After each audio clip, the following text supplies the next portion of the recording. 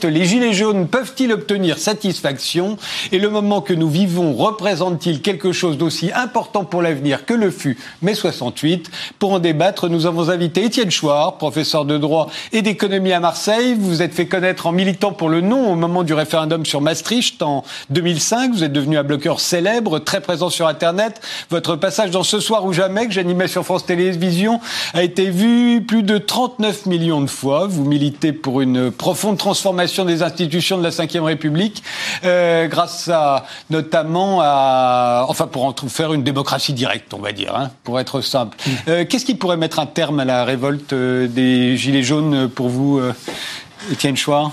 Il faut d'abord que les Gilets jaunes règlent leurs problèmes de représentation, comme nous autres citoyens devrions, au niveau de la société aussi, nous devrions réfléchir à la représentation, on en parlera peut-être tout à l'heure.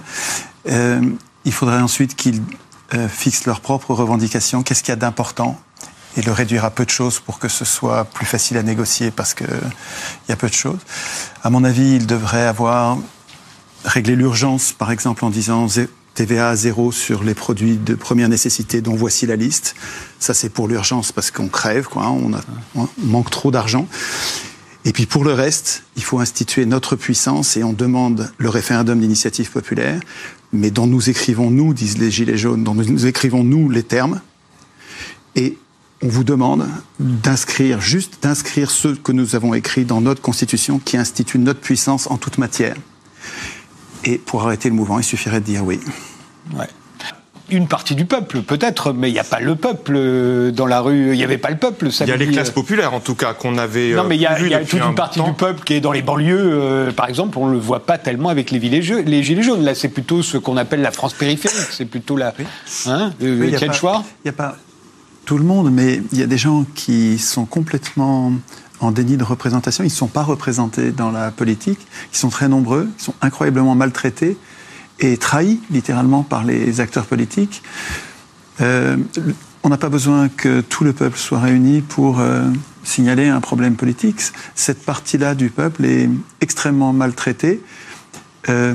L'intégralité du peuple n'est pas représentée. Il y a une partie qui souffre particulièrement, qui descend dans la rue et qui représente les autres. Je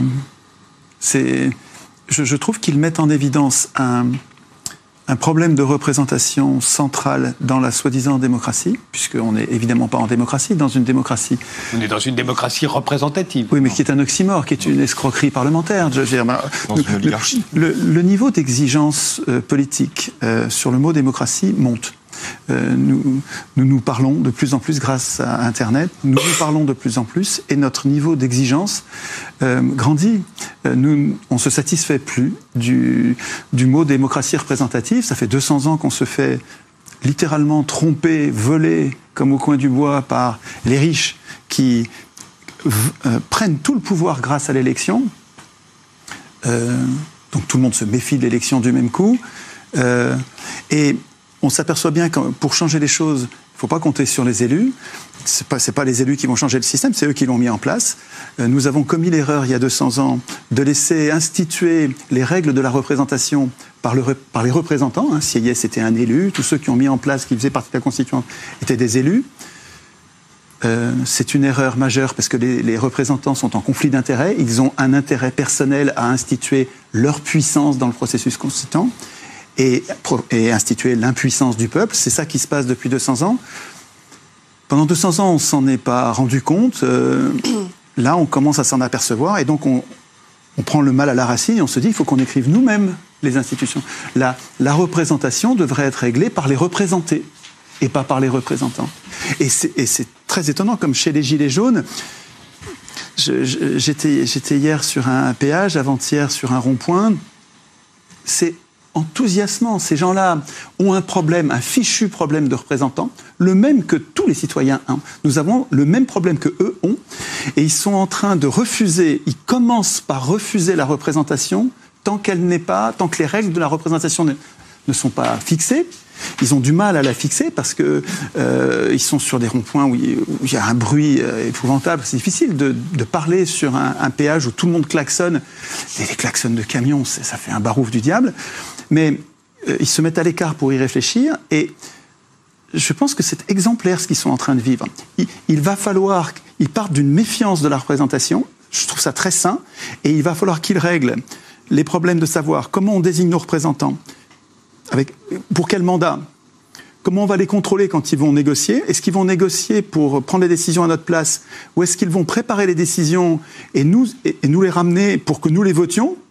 Donc, c'est pas eux qui ont le pouvoir, c'est toujours nous qui l'avons, ils ne servent qu'à préparer les décisions, et on va les contrôler avec les lives comme Facebook, on arrive à les suivre pendant leurs négociations pour voir s'ils nous représentent bien, et comment on va pouvoir les révoquer quand on estime qu'ils nous ont pas bien représentés.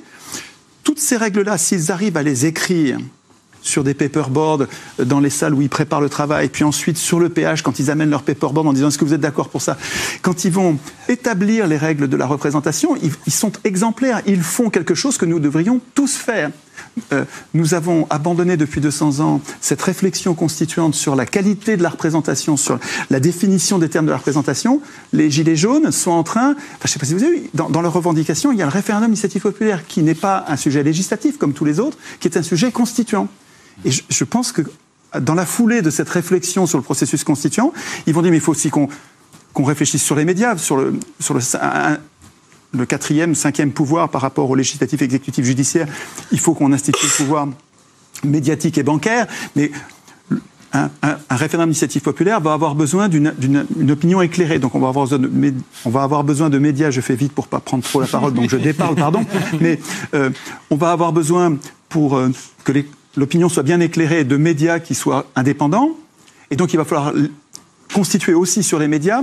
Je pense que ce processus qui a lieu et que je vois concrètement chez des gens très simples, sur les ronds-points, surtout les péages, c'est très spectaculaire. Ça va déboucher sur une activité constituante. Et ça, je trouve ça inédit dans l'histoire des hommes. C'est les réseaux sociaux qui permettent de faire monter le niveau politique, d'exigence politique. Ça va très vite. Vous avez vu tout ça, Nelly Garnier. Il faut y aller sur les ronds-points. Vas-y. Écoutez, moi, j'ai trouvé qu'il y a quelque chose que j'ai trouvé très intéressant ce week-end, c'était une interview de Pierre Rosanvallon dans Le Monde. Où là, je le dis et je le redis, il y a énormément de revendications qui sont mises en avant, mais il y en a deux qui se dégagent. La première, c'est la demande d'une vraie démocratie, une démocratie directe ou en tout cas une démocratie plus participative. Et la deuxième, c'est une question de justice sociale. Et c'est pas vos obsessions identitaires. Et d'ailleurs, c'est très amusant de voir comment vos revues, enfin Le Figaro en l'occurrence, monsieur, au début était extrêmement enthousiaste sur ce mouvement. Ah, c'est génial, c'est antifiscal, ça va nous porter nos trucs à droite. Et puis, petit à petit, aussi bien les responsables politiques de la droite que vos éditorialistes du Figaro, de Valeurs Actuelles, etc. Ils étaient mal à l'aise, ils ont essayé de faire marche arrière, de se débrancher parce qu'ils sentent bien que c'est pas... Je m'étonne que vous acceptiez le référendum d'initiative populaire comme si c'était un détail. Moi, je trouve que ce serait une bombe atomique dans le système de domination parlementaire.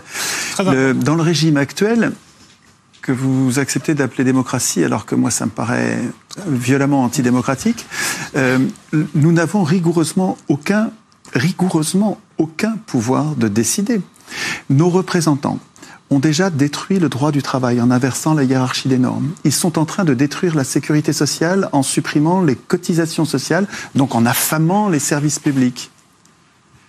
Sous nos yeux désolés et impuissants, nous ne pouvons rien faire. Rien faire. Si nous avions un référendum d'initiative populaire, nous pourrions, ça veut dire de notre propre initiative, nous pourrions nous poser, sans attendre qu'un prince ait l'obligeance de bien vouloir nous poser les questions qui nous intéressent, nous pourrions poser les questions qui nous semblent importantes. Par exemple, quels sont les services publics qu'on veut financer comme il faut? Quels sont les biens publics que nous refusons de vendre? On ne veut pas vendre les barrages, on ne veut pas vendre les autoroutes, on ne veut pas vendre les aéroports, etc. Donc, cette réforme du référendum d'initiative populaire, elle rendrait au peuple à la fois l'initiative et le pouvoir de décider des normes qui lui permettraient de se défendre.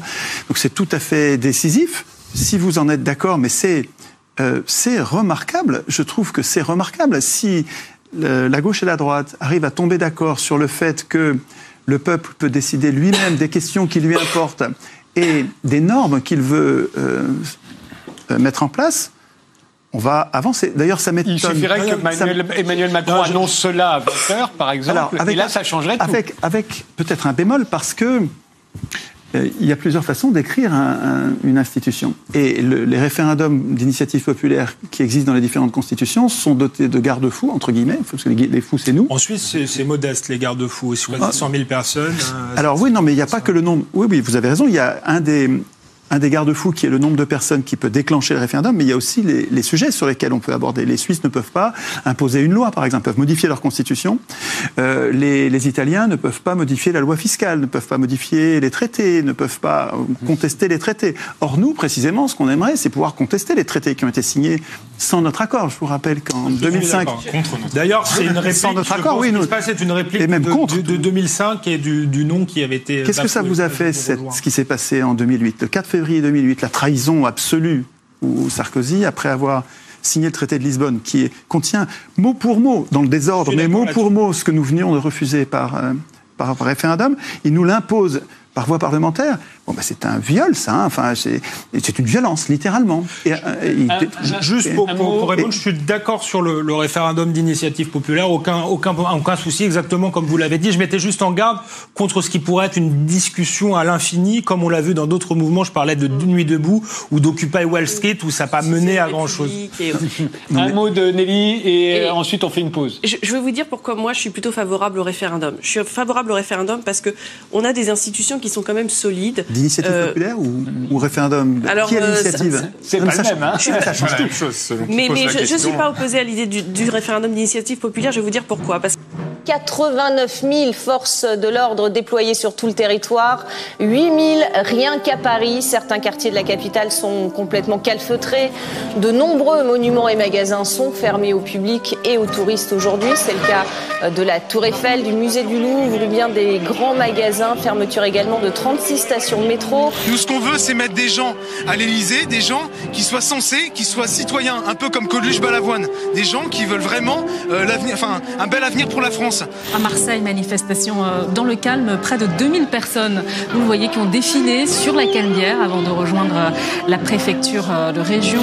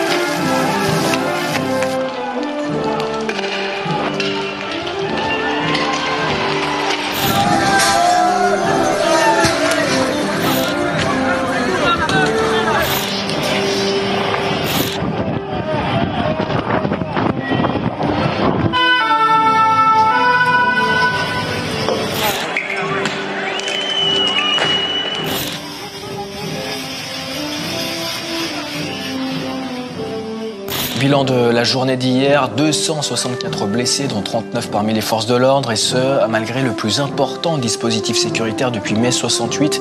Autre chiffre, celui des arrestations, 2000 interpellations et 1700 gardes à vue sur tout le territoire, 1082 personnes appréhendées dans la capitale. Le procureur de la République de Paris annonce ce soir que 120 personnes ont déjà été déférées devant le tribunal. Et ce matin, 396 gardes à vue ont été levées.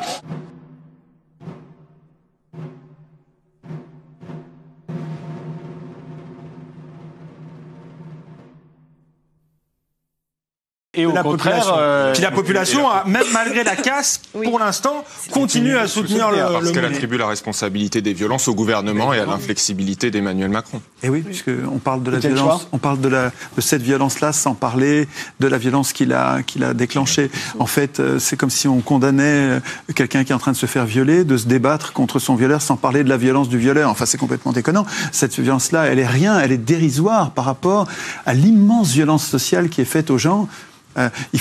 Les gens qu'on rencontre à Saint-Clair-du-Rhône ou sur le péage de la Bouilladis, dans les petits bleds là, c'est très très dur leur vie, c'est très très dur, c'est une violence quotidienne.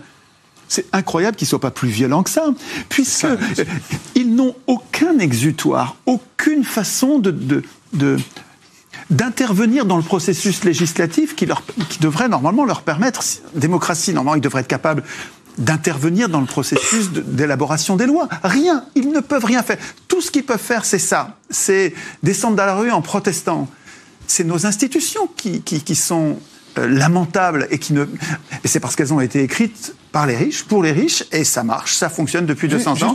L'élection donne le pouvoir aux riches. À propos de riches, pratiquement sans exception. À propos de riches, c'est pour certains en tout cas une violence qui répond à des motifs politiques. Et on peut ne pas être d'accord avec cette politique-là, mais il faut, si on veut comprendre les choses, prendre ça en compte. Il faut voir aussi, vous aviez raison, parallèlement aux groupuscules d'extrême droite, le GUD, Action française consignée, parallèlement à des camarades à moi qui y ont participé, et parallèlement à des pilleurs qui sont venus juste choper des postes de télévision, il faut parler aussi, excusez-moi, mais il y a des images qui le montrent, qui ont tourné, des infiltrés, des agents provocateurs de la police qui enlèvent leur uniforme, se déguisent en casseurs et vont effectivement provoquer tout ça parce que, bien sûr, c'est censé faire le jeu du gouvernement.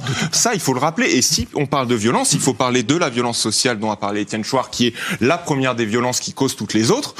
Mais il faut aussi parler, si on veut pas être hypocrite, de la violence policière, parce que 10 000 grenades lancées samedi dernier, c'est l'équivalent de tout ce qui avait été lancé durant l'année 2017.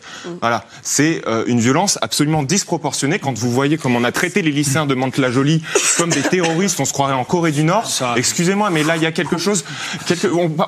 Emmanuel Macron, il a que 41 ans. Il a visiblement une grande soif de pouvoir. Il est en train de verrouiller l'ensemble des institutions. Je lui prédis pas une carrière de dictateur. Mais par contre, on est vraiment en train de sortir de l'état de droit et de glisser vers des choses... Mais surtout, ça veut dire que ce qui conteste chez Emmanuel Macron, c'est pas tellement l'autorité. C'est-à-dire, les gens ne contestent pas forcément d'avoir une forme d'autorité et d'efficacité dans le pouvoir, mais ils contestent la manière dont c'est exercé et dont ça a été incarné par... voilà, c'est la justice. Oui. Enfin, par Emmanuel Macron. Ce serait bien quand même de faire le lien entre les institutions et cette violence, parce que si on ne remonte pas à la cause, on va rien régler. Des institutions qui donnent le pouvoir aux riches, qui leur permettent de se goinfrer sans qu'on puisse rien faire, sans qu'on puisse les arrêter. Et c'est ça qui nous pousse à la violence. Si vous aviez des institutions qui donnent le pouvoir de façon plus égalitaire entre les gens, par exemple avec du tirage au sort, vous auriez une meilleure représentation avec... Le tirage au sort, c'est comme à Athènes. Mais oui, bien sûr. Où on n'est pas élu, on est tiré au sort en tant que citoyen. Et tiré au sort est contrôlé comme le lait sur le feu. Quand les tirés au sort, ils n'étaient pas fous. Ils avaient peur de tirer au sort comme nous aurions peur. Et ils avaient ajouté des institutions complémentaires de contrôle et de reddition des comptes. Qui permettait d'avoir beaucoup moins peur du tirage au sort tel qu'il était institué que nous de l'élection, alors qu'on leur donne toutes les clés et après ça, on n'a aucun moyen de résister sans aucun contrôle.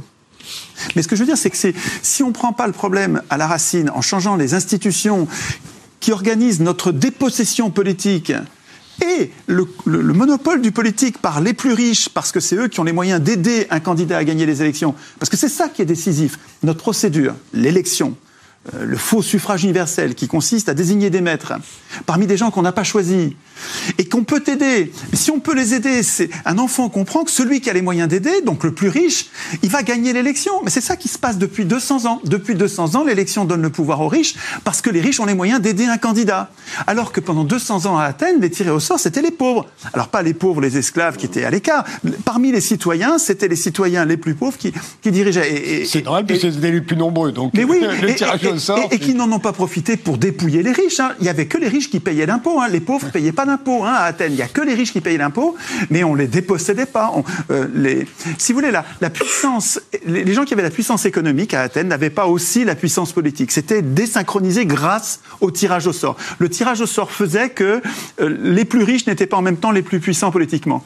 L'élection depuis 200 ans a comme raccroché le pouvoir politique et le pouvoir économique, et ce sont les plus puissants économiques qui sont devenus aussi les plus riches politiquement, qui sont devenus les plus puissants, et qui se sont mis à écrire des lois pour eux, et ça a donné le capitalisme. Mais c'est pas du tout une fatalité, c'est très court dans l'histoire des hommes qui s'est passé. Mais Garnier, et puis tant qu'on résiste à... Parce que déjà, sur des campagnes présidentielles, vous avez en France une limitation des budgets de campagne qui fait qu'on n'a pas besoin d'être ultra riche pour faire une campagne. Et par ailleurs, sur le tirage au sort, pour avoir vécu ça dans les conseils de quartier, qui sont quand même notre démocratie participative ou comme vous voulez, moi j'ai été membre de conseil de quartier pendant plusieurs années, je peux vous dire que les tirés au sort, ils ne viennent jamais. Mais ils viennent jamais parce que... Non, mais leur avis... Je ne suis pas persuadée, j'ai du mal à y croire. Alors après, c'est purement empirique, mais j'ai du mal à croire que ça fonctionnerait. Mais Nelly, on n'attrape pas les mouches. Mais voilà, on n'attrape pas les mouches avec du vinaigre. Comment voulez-vous faire venir à des réunions des gens qui savent très bien que leurs décisions vont être consultatives, qu'elles ne vont pas être impératives? Par contre, quand vous montrez que la décision va être suivie des faits, comme par exemple, comme on l'a cru en 2005, on pensait que le référendum allait être appliqué, quand même, ça nous a mobilisés incroyablement. Vous avez des gens qui n'avaient jamais fait de politique, mais par centaines de milliers qui se sont mis à faire de la politique parce qu'il y avait institutionnellement une possibilité de changer les choses. C'est votre cas d'ailleurs. Oui, bien sûr, voilà, mais j'étais pas tout, on était des milliers. Si vous voulez, nos institutions, elles nous enferment, elles nous infantilisent, elles nous ferment toutes les portes et les fenêtres pour faire quelque chose. Donc elles nous déresponsabilisent, elles nous désapprennent à faire de la politique. Une fois qu'on a élu, on a abdiqué sa souveraineté, c'est un autre qui va voter.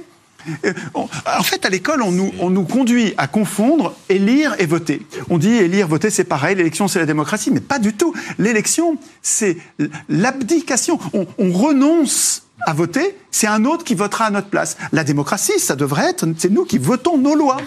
La démocratie, c'est voter. Mais voter les lois, pas élire des maîtres. Et ça peut se discuter. Pourquoi est-ce que nous ne prenons pas en charge, mais vous, moi, tous les représentés, tous les citoyens, pourquoi est-ce qu'on ne prend pas en charge le processus constituant? Ça changerait tout. Et on éviterait toutes ces violences. Parce que si vous mettez en place un exutoire, enfin, c'est plus qu'un exutoire, c'est une courroie de transmission institutionnelle qui permet aux gens d'écrire les lois dont ils ont besoin. Il n'y a plus besoin d'aller dans la rue et de tout casser.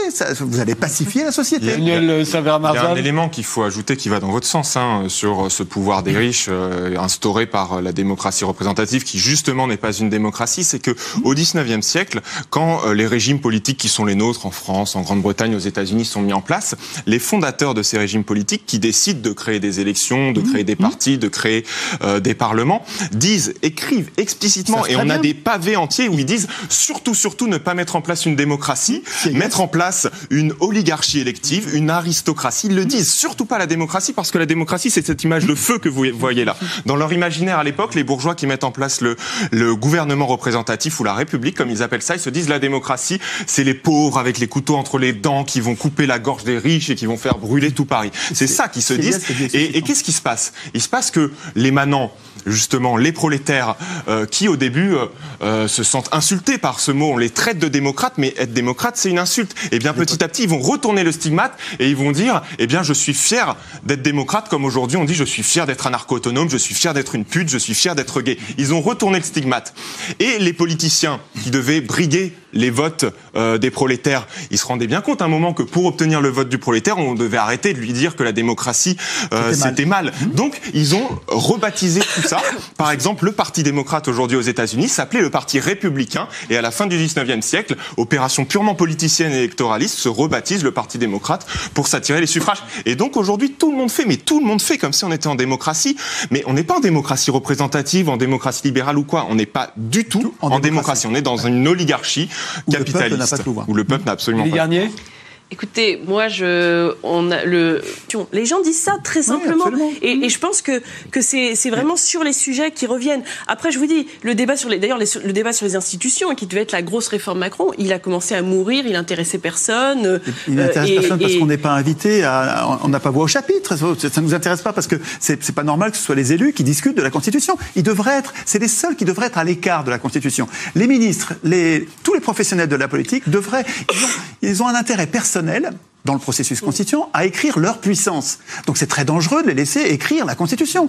Donc les professionnels de la politique, donc les élus, les ministres, et même les juges, devraient être tenus à l'écart du processus constituant.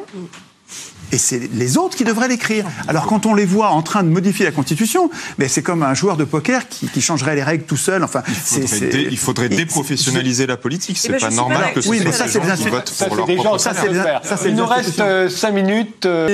Non, je crois que l'enjeu, c'est est-ce qu'on continue ou est-ce qu'on arrête finalement avec la politique des 40 dernières années, qui est une politique d'ajustement à la mondialisation. Je pense que c'est ce que disent aujourd'hui les Gilets jaunes. Arrêtez avec votre pédagogie. On a très bien compris, on a fait notre diagnostic, ce système ne marche pas et il faut une rupture claire. Et je pense que Emmanuel Macron doit faire sentir qu'il a compris cela, qu'il est pas seulement le président des 23% qui l'ont élu, mais de tous les Français, et que maintenant, il va pas seulement travailler pour les premiers de cordée, mais il va aussi apporter des protections au reste de la population qui est majoritaire. S'il y avait une telle rupture, ce serait aussi important que mai 68, qui en son temps a joué mais je pense qu'elle va avoir lieu un jeu de pivot comme ça. Exactement, je pense qu'elle est en train d'avoir lieu partout dans les démocraties occidentales, si on continue à les appeler comme ça, qui vont devenir de plus en plus illibérales.